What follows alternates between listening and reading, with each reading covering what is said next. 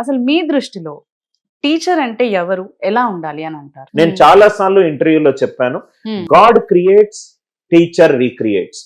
Correct గా life లో ఒక పర్సన్ కి ఒక మంచి టీచర్ దొరకడం అనేది ఆ స్టూడెంట్ యొక్క అదృష్టము, దొరకకపోవడము అనేది ఆ స్టూడెంట్ చేసుకున్న దురదృష్టం అని నేను బాగా నమ్ముతాను. ఎందుకంటే చాలా మంది క్రికెటర్స్ ఉన్నారండి, కానీ సచిన్ టెండూల్కర్ కి కరెక్ట్ టైంలో కరెక్ట్ ప్లేస్ లో రమాకాంత్ ఆచ్రేకర్ టీచర్ గా దొరకడము సచిన్ చేసుకున్న అదృష్టము, పిటి ఉషా చేసుకున్న అదృష్టము, ఓఎం నంబియార్ అనే ఒక గొప్ప కోచ్ మనకు దొరకడము.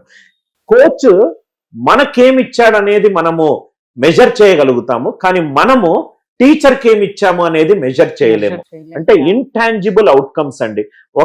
మీరు I'm sure you agree with me, ఒక బాగా చదువుకున్న వ్యక్తితో కానీ, ఒక పుస్తకం చదువుతున్నప్పుడు కానీ, ఒక మంచి టీచర్ క్లాస్ విన్నప్పుడు కానీ ఆ ప్రభావం క్లాస్ అయిపోయిన తర్వాత కానీ, బుక్ అయిపోయిన తర్వాత కాదు. సో నేను చాలా బిలీవ్ చేసేది, అందుకే మీరు ఎప్పుడైనా నా మెయిల్స్ ఏమన్నా చూసుంటే నా signature excited to be a teacher అని ఉంటుందండి. ఎందుకనంటే teaching is the only profession which creates every other profession.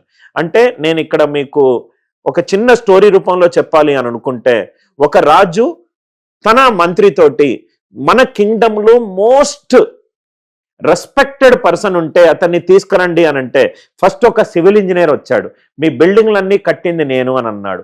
దాని తర్వాత ఒక ఎలక్ట్రికల్ ఇంజనీర్ వచ్చాడు, దాని తర్వాత ఒక కంప్యూటర్స్ ఇంజనీర్ వచ్చాడు, దాని తర్వాత అలా డిఫరెంట్ ఫీల్డ్గా వచ్చిన తర్వాత ఒక 65 సంవత్సరాల ముసలతను నడుచుకుంటూ ఒక కింగ్డమ్లోకి ఎంటర్ కాగానే అందరూ నిలబడ్డారు. అప్పుడు ఆ మంత్రి అన్నాడు, he is the teacher who taught all these people to dream big in life. అంటే వీళ్ళు ఏమవుతారో తెలియనప్పుడు, రా మెటీరియల్ ఉన్నప్పుడు వాళ్ళకొక డ్రీమ్ కి డైరెక్టెడ్ చేసి ఇలా చదివితే మీరు బాగుపడతారు